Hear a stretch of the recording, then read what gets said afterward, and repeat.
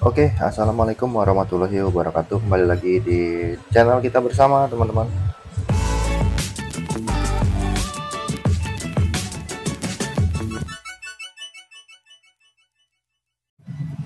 Oke, kali ini ada jam MOSFET tank ya. Ini kiriman subscriber dari Bekasi. Nah, ini untuk mempersingkat durasi, sengaja videonya sedikit saya cepetin. Dan ini untuk membuka layar ini harus dilepas dulu ya, ring kiri kanan. Dan ini ring kanan kirinya ini terbuat dari bahan besi dan cukup bagus ya untuk jam MOSFET tank ini. Ya menurut saya ini jam lumayan tangguh lah ya, terlihat dari fisiknya seperti ini, dan juga banyak baut di sini.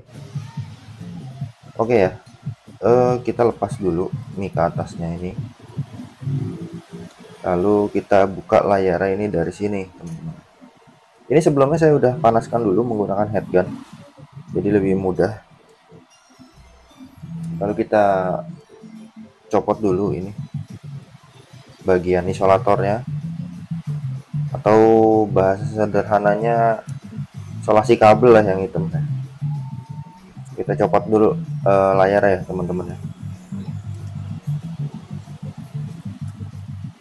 Jadi kendalanya jam MOSFET tank ini mati ya, nggak bisa dicas. Jadi ketika dicas dia tuh kayak cuman getar aja, teman-teman. Nah, dalamnya seperti ini nih. Semoga terlihat jelas di layar ya. Karena saya ngerekamnya ini pakai HP, jadi kurang begitu fokus. Ya doain aja insya Allah bisa pakai kamera yang beneran gitu ya. Jadi teman-teman bisa fokus ngeliatnya juga. Nah ini ada baut lagi, kita buka pakai obeng plus, sedangkan ngebuka untuk kupingannya itu tadi pakai obeng bintang ya yang kecil. Kalau dilihat dari mesinnya, MOSFET tank ini lumayan bagus dan lumayan rapih ya isinya. Meskipun ini kabel wirelessnya ini, Bluetoothnya itu masih menggunakan kabel. Oke, kita cek terlebih dahulu tegangannya di sini. Karena saya biasanya untuk ngecek kerusakan itu harus ngecek tegangannya dulu lah minimal. Cek baterainya, nggak ada arus ya teman-teman ya, nggak ada arus. Ini artinya kurang dari 1 volt. Artinya apa bang? Kalau kurang dari 1 volt itu biasanya papan PCB menganggap baterai itu rusak ya. Jadi nanti saya coba tembakan tegangan dulu di baterai untuk memancing di atas 2 volt dulu, teman-teman. Kalau masih di bawah 2 volt itu dia nggak akan mau ya dicas. Nah, itu kebanyakan kerusakan seperti itu di smartwatch ya. Makanya kalau menggunakan smartwatch itu kalau bisa ya di bawah, jangan sampai di bawah 10% lah. Ya sekitar 10-15% itu harus sudah dicas sih sebenarnya, untuk jaga-jaga supaya terlalu low power ya, jadi sehingga menganggap baterai itu rusak nih si mesin jam seperti itu. Ini saya copot dulu menggunakan solder. Jadi sempat ada pertanyaan juga, bang kalau misalkan ganti baterainya itu tanpa harus kita solder bisa nggak? Ya sebenarnya apapun bisa ya kalau kita usahain, tapi untuk barang-barang sekecil ini diusahakan menggunakan solder lah, karena takutnya itu malah koslet ya ketika kabel-kabelnya itu nggak disolder, nanti malah kemana-mana jadi makin rusak. Ini ya, ini juga kalau bisa kita kerik-kerik dulu bagian pin-pin kuningannya tuh biasanya korosi ya, karena kena embun juga biasanya.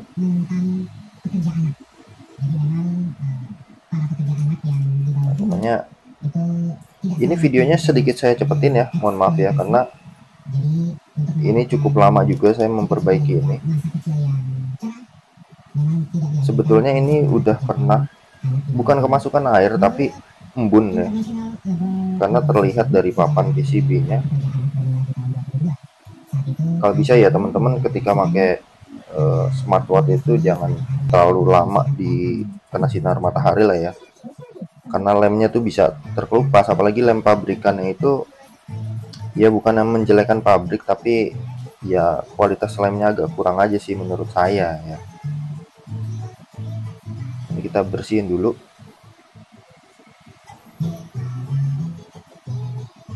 Nah ini kita kerik juga ya di bagian sensor getarnya di sini, karena yang punya juga bilang kalau jam ini hanya bergetar gitu, getar terus gitu, tanpa layarnya nggak hidup. Untuk pin konektor kuningan ini yang di bagian casnya ya kita kerik juga. Dan biasanya juga ini ada hal sepele ya, karena nggak dikerik dia nggak nyala gitu. Makanya sekalian dibuka, ya udah sekalian kita bersihin aja semuanya gitu. Nah ini setelah saya suntik tegangannya, kita lihat ya sama-sama ya teman-teman ya. Ini baterainya nggak saya ganti, alias baterai bawaan ya. Nah ini teman-teman bisa lihat, ini baterainya udah sekitar 4 volt. Artinya saya yakin 100% jam ini sudah bisa dicas ya. Tapi kalau untuk dia udah hidup normal atau belum, ya nanti kita saksikan sampai habis ya teman-teman, apakah dia nyala atau masih mati. Tapi ya kalau untuk dicas itu pasti udah mau dicas biasanya. Oke ya, kita pasang lagi, kita rakit lagi teman-teman.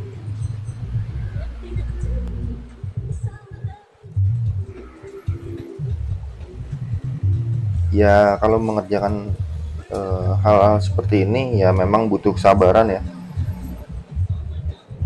karena memang harus teliti banget, jangan sampai ada yang tertinggal.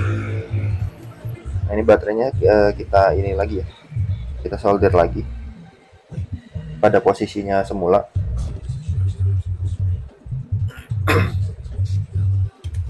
Nah, saya sempat kaget juga tuh karena pas di solder dia getar ya, karena sensor getarnya itu merespon listrik statis dari solder ya, tapi itu nggak masalah ya teman-teman. Nah ini udah terpasang dan kita udah rapiin kabel-kabelnya.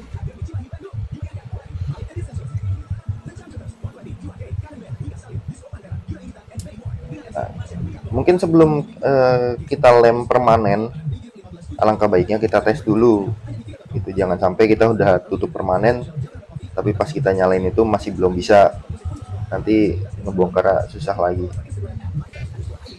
Nah alhamdulillah ya teman-teman ya, ini udah nyala nih teman-teman, udah normal.